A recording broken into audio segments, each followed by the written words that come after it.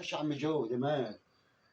كلت ولك فرقت على كلت. وفين بقيت الفطور بتاعي هنا يا عم جو؟ خلص. خلص كلت الاكل كله؟ كله. يا ابني ده اكل، ده انا جايب اكل للفطور واكل للسحور، كنشت كله. اكل اللي انت جايبوه لي ده؟ ده انا جايب لك يجي 10 ترغفه وسلطه ومخلل واكل، وجايب لك الاكل وفول وطعميه، وجايب لك بحبش لك تحبيشه ملهاش حاجه. ها هي بقى التحبيشه اللي جايبها لي دي. للفطور وللسحور، انت كده كنست الفطور والسحور، يعني كده مفيش سحور. عرفني قال اللي انت جبته. ده انا جايب 10 ترغف يا عم جو. طب واحنا 10 كيلو. ويعني 10 ترغف؟ انت يا عم جوده انا 100 مره، طب اديك كلت واديك راجد هتموت.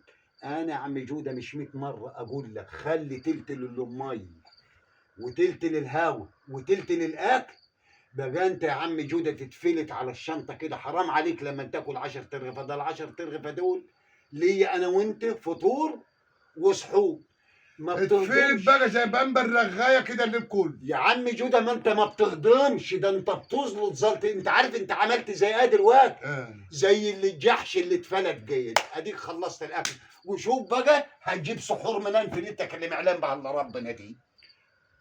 انت جايب لي طعميه وخيار وطماطم وجايب لي جرجير وجاي بتقول لي كل.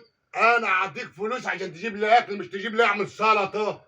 يعني الطماطم والخيار والفلفل والبتنجان والبصل انت جايبه ده اقطعهم لك كلهم في طبق، يبقى طبق السلطه ده بيتحط جنب الاكل. يعني ليه كله مش مكفيك؟ ده سلطه يا عم سعد، مش تجيب لي سلطه. يعني مش انت مكفيك؟ جايب لي سلطه مش خد جايب لي. رجلي يا عم جوده كلها اهي. رجلك ايش اللي خد هاكلها كل رجلي بقى ولا كل نيان.